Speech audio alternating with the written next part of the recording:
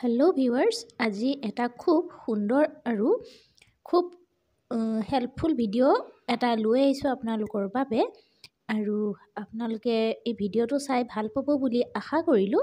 তেন্তে পলম নকৰোঁ আৰু ব'লক ভিডিঅ'টো আৰম্ভ কৰোঁ। এইটো হৈছে এটা চপাৰ। আমাৰ প্ৰায়বিলাকৰ ঘৰতেই এই চপাৰটো থাকেই নহয় জানো, আৰু এই চপাৰটোৰ সহায়ত খুব কম সময়তে আমি বস্তুবিলাক ভেজিটেবলছবিলাক চপ কৰিব পাৰোঁ। আৰু এই চপাৰটোত এই ৰছীডালৰ ভূমিকাটো খুবেই বেছি, একদম প্ৰয়োজনীয় নহয় জানো। কিন্তু যদিহে এই ৰছীডাল ছিঙি যায় বা বেয়া হৈ যায়, আমি কেনেকৈনো এই চপাৰটো ঘৰতে ৰিপেয়াৰ কৰিব পাৰোঁ বা ঠিক কৰিব পাৰোঁ, তাকে আপোনালোকক আজি দেখুৱাবলৈ গৈ আছোঁ। আৰু তাৰ বাবে মই কি কৰিছোঁ আপোনালোকক দেখুৱাইছোঁ। এই ঢাকনাখন দেখা পাইছে, ঢাকনাখনৰ ছাইডত এনেকৈ খুলি ল'ব লাগিব। তাৰ কাৰণে মই এডাল স্ক্ৰুড্ৰাইভাৰ লৈছোঁ, আৰু ইয়াতে সৰু সৰু কিছুমান ক্লিপৰ নিচিনা থাকে। সেই ক্লিপকেইটা প্ৰথমে অকণমান খুলি ল'ব লাগিব আৰু ভালদৰে জোৰ দি খুলিব লাগিব। এটা গেপ নিচিনা থাকে, সেই গেপটোত ধুনীয়াকৈ স্ক্ৰুড্ৰাইভাৰডাল সোমোৱাই প্ৰথমে আমি এই ওপৰৰ যিটো পাৰ্ট সেইটো ছেপাৰেট কৰি ল'ব লাগিব। তাৰপিছত আমি ৰছীকেইডাল ধুনীয়াকৈ ৰিপেয়াৰ কৰিব পাৰিম। এনেকৈ লাহে লাহে কৰিব লাগিব, যিহেতু অকণমান টান হৈ থাকে, ঢাকনাখন সদায় খোলা নহয়। সেয়েহে আমি খুব সাৱধানে এইখিনি কৰিব লাগিব, নহ'লে আমি কেতিয়াবা হাতত দুখো পাব পাৰোঁ। আৰু এতিয়া এইটো প্ৰথমে এনেকৈ খুলি লোৱা হৈছে। খুব সহজতে কৰিব পৰা কাম, ঘৰতে ৰিপেয়াৰ কৰি ল'ব পাৰি। আৰু এইটো দেখা পাইছে, এতিয়া খুলি লোৱা হ'ল।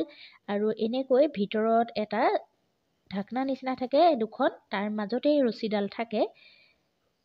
এতিয়া ইয়াত এই ৰছীডালৰ দেখা পাইছে, এইটো মেইন গুৰিটো, এই গুৰিডালতে ৰছীডাল লাগি থাকে। আৰু এইকেইটা হৈছে ইয়াৰ এটা সৰু সৰু অলপ স্ক্ৰু নিচিনা কিছুমান ইয়াত বস্তু দিয়া হৈছে, সেইকেইটাও ইয়াত খুলি ল'ব লাগিব প্ৰথমতে। এইকেইটা খুলি ল'ম প্ৰথমতে, আৰু তাৰপিছত নেক্সট ইয়াৰ যিটো হোৱাইট পাৰ্ট আছে, সেই হোৱাইট কালাৰ যি ঢাকনাখন সেইটো খুলি ল'ম।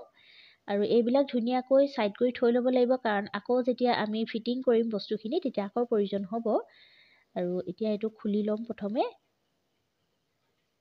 আৰু এই মাজৰ যিটো গেপ আছে দেখা পাইছে, সেই গেপটোতে গোটেই ৰছীডাল মেৰ খাই থাকে, আৰু সেই বস্তুটোৱে ঘূৰি থাকে। টানিলে ৰছীডাল দীঘল হয়, আকৌ আগৰ জেগাত আহি যায়। এডাল স্প্ৰিঙৰ নিচিনা এইটোৱে কাম কৰে। আৰু এতিয়া এই ভিতৰত যি থাকি যোৱা ৰছীখিনি আছে, সেই ৰছীখিনি প্ৰথমতে ধুনীয়াকৈ সাৱধানে এৰুৱাই ল'ব লাগিব ভিতৰৰ পৰা। আৰু খুব কামটো সাৱধানে কৰিব লাগিব, যিহেতু জোঙা অস্ত্ৰ বা এনেকৈ স্ক্ৰুড্ৰাইভাৰে খুচি উলিয়াই ল'ব লাগিব। কেতিয়াবা হাতত দুখ পোৱাৰো চান্স থাকে, সেয়েহে খুব সাৱধানে কৰিব লাগিব। আৰু প্ৰথমতে এতিয়া এই যি গুৰিটো আছে ৰছীডালৰ, সেই গুৰিটো কাটি ল'ব লাগিব। এখন কটাৰীৰ সহায়ত এই গুৰিটো কাটি ল'ব লাগিব, যাতে খুব সহজতে আমি ৰছীডাল ভিতৰৰ পৰা উলিয়াই ল'ব পাৰোঁ। এতিয়া এই ৰছীডাল ভিতৰৰ পৰা ধুনীয়াকৈ উলিয়াবলৈ সুবিধা হ'ব।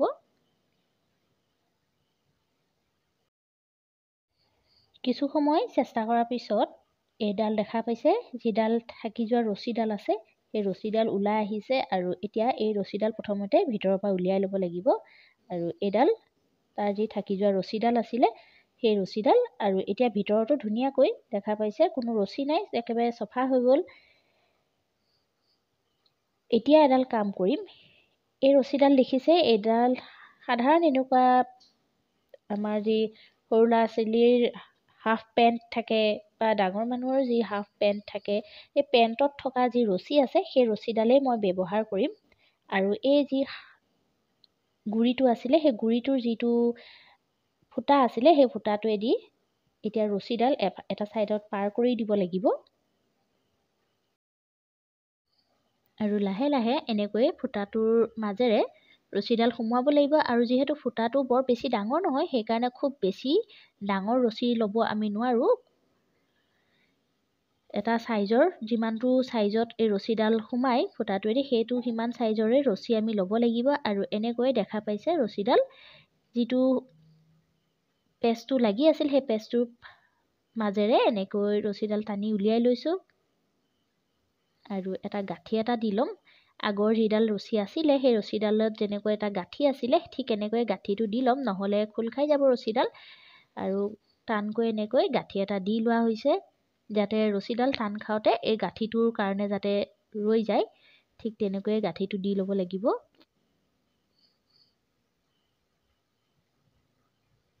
আৰু এতিয়া এটা সাইডত প্ৰথমতে টানি ল'ম গোটেই ৰছীডাল এটা সাইড কৰি ল'ব লাগিব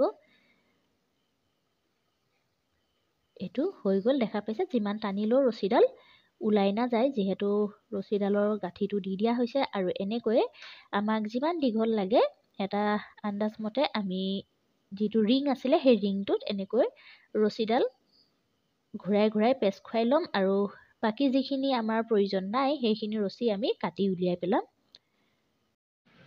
ৰছীডাল ধুনীয়াকৈ মেৰাই লোৱা হ'ল আৰু এতিয়া যেনেকৈ আগৰ দৰে বস্তুখিনি ফিটিং কৰা হৈছিলে ঠিক তেনেকৈ আমি ফিটিং কৰি ল'ম আৰু প্ৰথমতে এইটো এনেকৈ ইয়াত লগাই দিব লাগিব যেনেকৈ আগতে খোলাৰ সময়ত আমি যেনেকৈ এটা এটাকৈ খুলিছিলোঁ ষ্টেপ বাই ষ্টেপ ঠিক তেনেকৈয়ে এতিয়া আকৌ লগোৱাৰ সময়তো তেনেকৈ ষ্টেপ বাই ষ্টেপ আমি লগাই যাব লাগিব আৰু ধুনীয়াকৈ সেট কৰি বহুৱাই ল'ব লাগিব যাতে ৰছীডাল টান খালে ভিতৰৰ ছপাৰটোৱে কাম কৰে আৰু ভেজিটেবলছবিলাক যাতে ধুনীয়াকৈ চপ হৈ যায় তেনেকৈ আমি বহাই ল'ব লাগিব আৰু তলৰ যিটো স্প্ৰিঙৰ নিচিনা যিডাল আছে সেইডালৰ লগত ধুনীয়াকৈ খাপ খুৱাই বহাই ল'ব লাগিব ধুনীয়াকৈ ফিটিং কৰি লগাই লোৱা হ'ল আৰু এতিয়া যিটো ওপৰৰ সাইডলৈ যিটো ৰছীডাল ওলাই যোৱাৰ ফুটাটো আছে সেই যিটো ফুটা আছে হোলটোৱেদি ৰছীডাল উলিয়াই ল'ম আৰু এতিয়া নেক্সট যিখিনি আছে কভাৰটো আছিলে সেইখিনি ইয়াত দি ল'ব লাগিব ধুনীয়াকৈ আৰু গোটেইখিনি ধুনীয়াকৈ ফিটিং কৰি ল'ম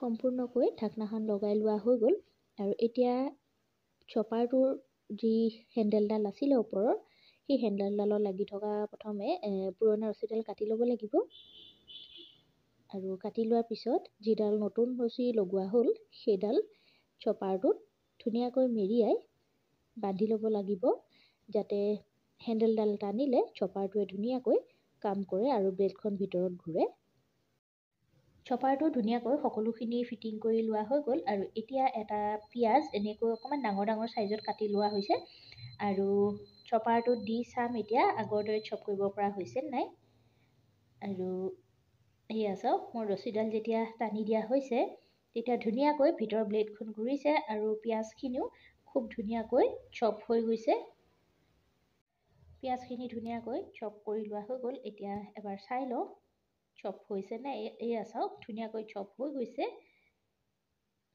তেন্তে দেখা পালে কেনেকৈ আমি ঘৰতে আৰু কোনো খৰচ নোহোৱাকৈয়ে ধুনীয়াকৈ আমি চপাৰটো ঘৰতে ঠিক কৰি ল'ব পাৰোঁ আৰু দেখা পাইছে পিঁয়াজখিনিও খুব ধুনীয়াকৈ আগৰ দৰেই চপ কৰিব পৰা হৈছে আৰু ভিডিঅ'টো চাই যদি ভাল পালে তেন্তে প্লিজ লাইক এটা কৰিব শ্বেয়াৰ কৰিব আৰু নতুন ভিউৱাৰ্ছসকলে মোৰ চেনেলটো ছাবস্ক্ৰাইব কৰি কাষত থকা বেল আইকনটো প্ৰেছ কৰিবলৈ নাপাহৰিব তেন্তে পুনৰ এটা নতুন ভিডিঅ' লৈ আপোনালোকৰ ওচৰলৈ আহিম আজিলৈ ধন্যবাদ